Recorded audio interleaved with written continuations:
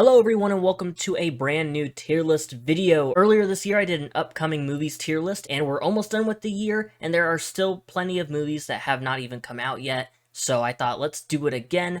Almost whole new crop of movies. There are some that were on the last tier list. If you want to go check it out, you can. No face cam for this because I have been busy. I'm recording this last minute and I haven't even showered or nothing, so I'm disgusting right now, so I'm sparing you that. But let's get right to it. We're starting off with a complete unknown. I believe this is about Bob Dylan. It has Timothy Chalamet and Edward Norton in it. Good cast, but I don't know really anything about Bob Dylan other than he is a musician who makes music, so, you know, go figure. I've been to the movies a bit over the past couple of months, and I have seen this trailer probably 3 or 4 times now, and although I'm not too familiar with what it's going to be about, I'm not entirely uninterested, but it's just something that I probably won't get around to seeing. It looks like it's going to be a decent time. I'm gonna put it in not sure though, because I probably won't make a strong attempt to go see it, but hey, you never know. Next up we have Anora, and I do not know almost anything about this movie. I know a little bit of the story. A trailer just released maybe about a month ago, but when it was at a film festival, a lot of people that I follow on Letterboxd and TikTok, they were giving this movie all sorts of praise. They were claiming that Mikey Madison, the lead actress in this movie, might get some Oscar buzz, I don't know, and she was great in Scream 5, loved her character, and so I'm excited to see what she does in this. I believe she marries a Russian dude, and she's like, oh, I'm living this rich girl, beautiful life, and I'm so happy, but then there's like something bad that happens, and now she's like, oh no, oh no. That's pretty much all the information I have about this movie, but I am still excited because I'm glad to see that Mikey Madison is, you know, gonna be in some more big projects because, like I said, I did love her in Scream 5, so I'm gonna put it in looks good, even though I don't know what it entirely looks like yet, but I am going to go and try to see this maybe in theaters. If not, I'll wait till streaming,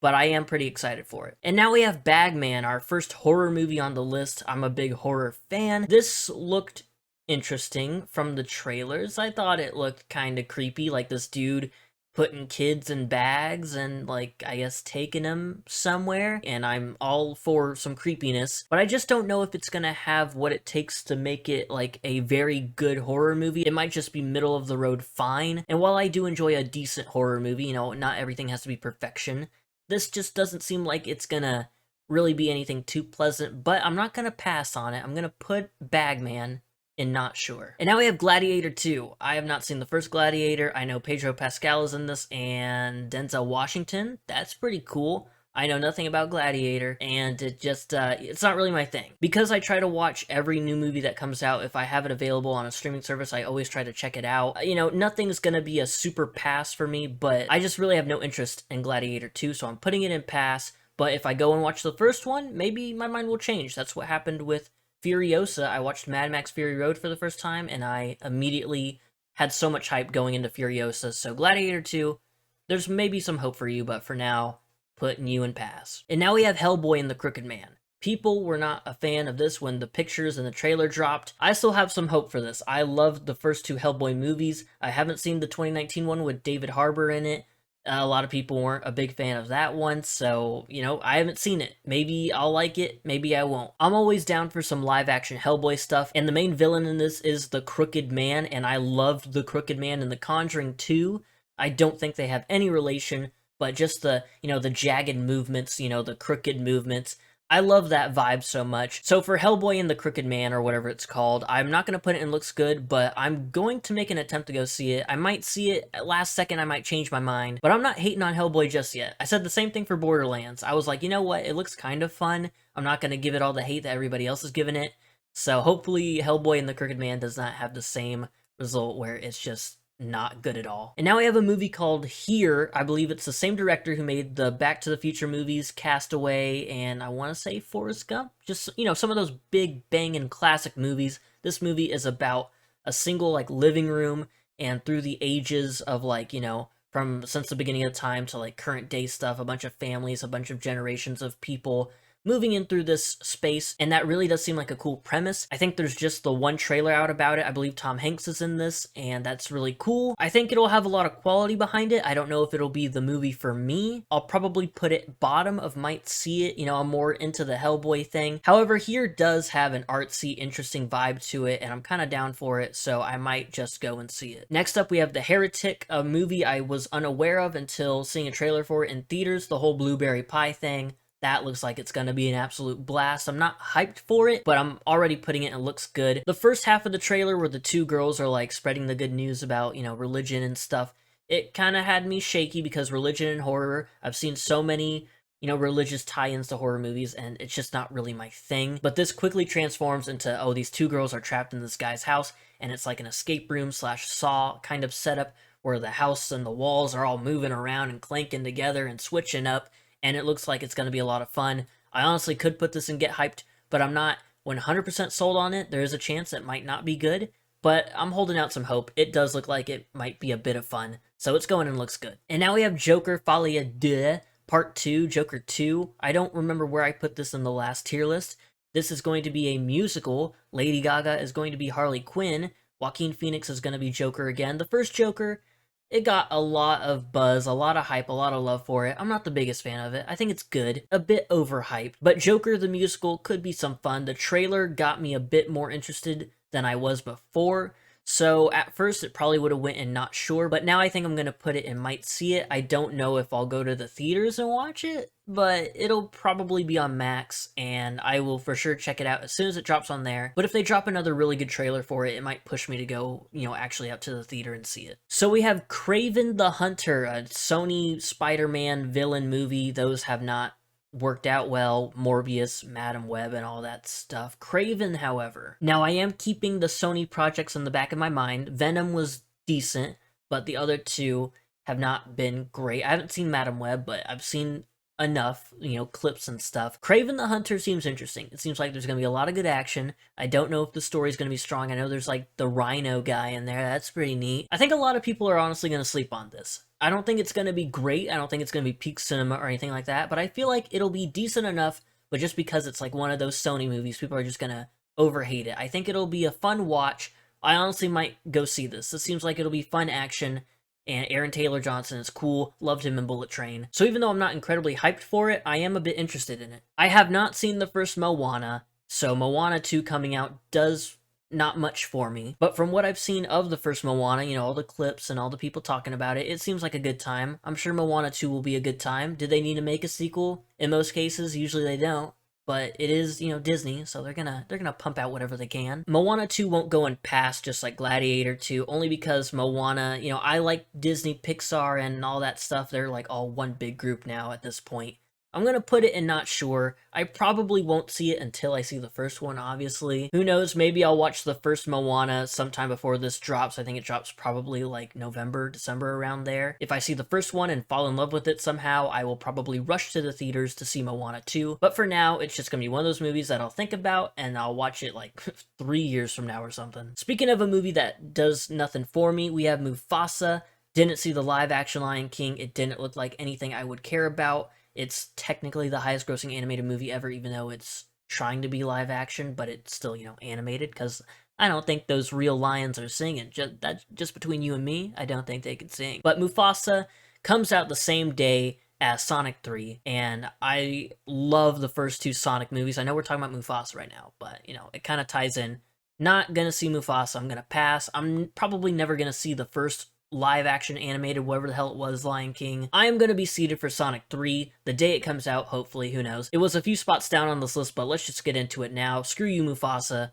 Sonic the Hedgehog 3, absolutely hyped for it. The first two movies are fantastic. Saw the first one right before the pandemic hit. I fell in love with it just because the people that were behind the movie were like, hey, we see all your complaints about the Sonic design.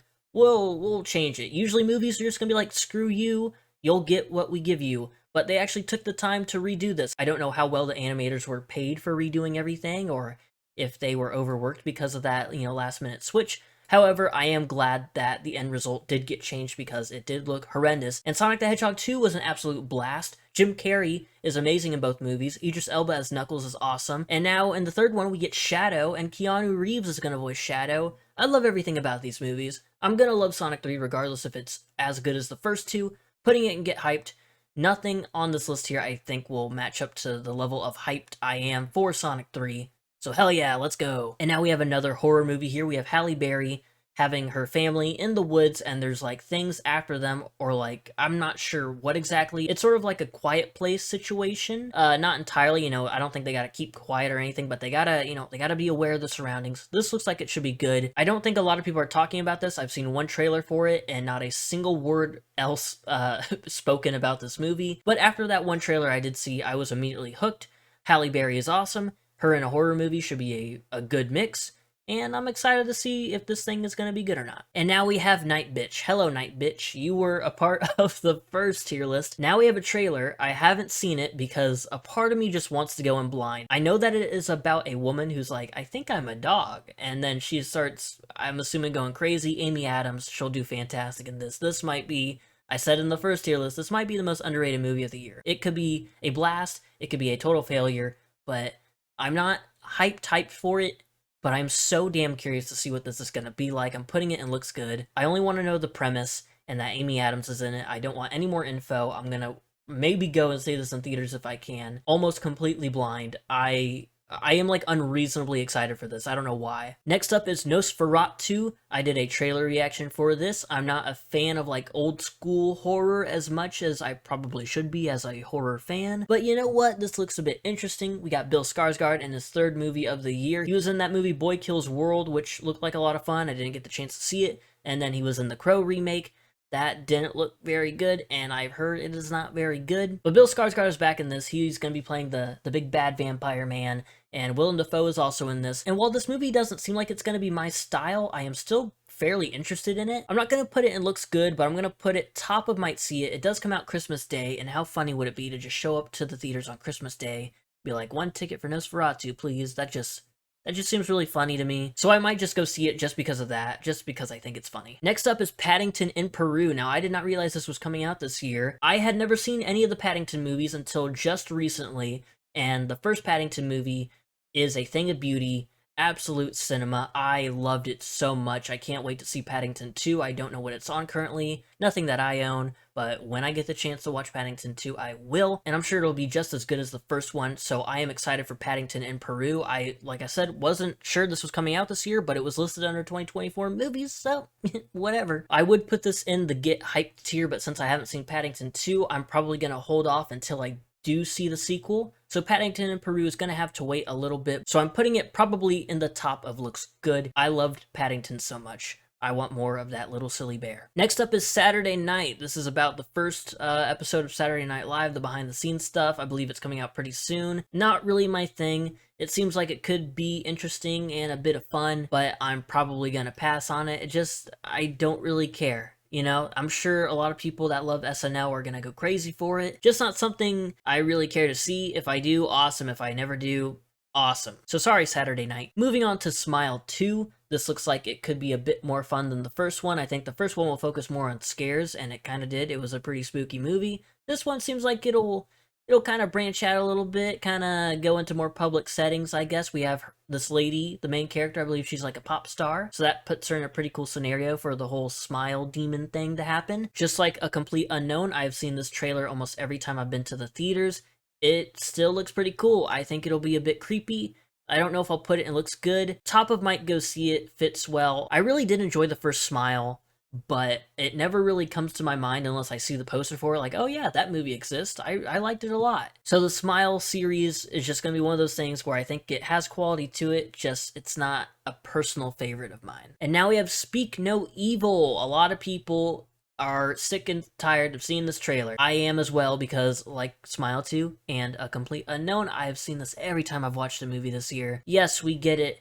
The family is creepy and he's not a doctor and they cut off the kid's tongue or whatever they did. This movie seems like it will be good, but I wonder if my opinion is like skewed a little bit because of how much hate the trailer is getting for being played so much, because it does look like it'll be an alright movie. I'm probably not gonna see it, but it doesn't look terrible. It'll probably go top of not sure. I think once I get some space from seeing the trailer all the damn time, I'll get the courage to go and actually watch the damn thing. And I'll probably like it just a little bit, but I'm not against seeing it. It's just the trailer. It's freaking everywhere. Even people I watch on Twitch are being sponsored by the movie now. Like, I can't escape it. So here's an interesting one up next. We have The Red, Rippy's Gone Rogue. I believe it's an Australian, I would assume like indie, very low budget horror movie about a kangaroo that is like a zombie. Low budget animal movie.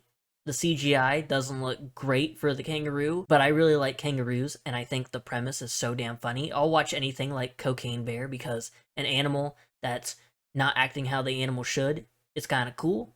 This is probably not going to be very good, but I can't even put it in looks good, but you know what? No, I'm putting it in looks good. I was sold the minute I saw the premise for the movie. The kangaroo is a zombie and he's kicking and punching and killing people. I hope they don't just play it in theaters in Australia. I hope they play it even if it's for like one day. I hope they play it in a theater near me because I want to go see this thing. So here's another interesting one for different reasons. We have The Wild Robot. I've seen this poster and people talk about this movie. I don't know anything about it. Just something about The Wild Robot seems like it's going to be really comfy. I don't know why. I just get cozy vibes from it. I think it's a Pixar movie or some DreamWorks maybe. The Wild Robot just seems like it's going to be a fun time. Bottom of might see it because this is probably the one movie I know absolutely nothing about going into it.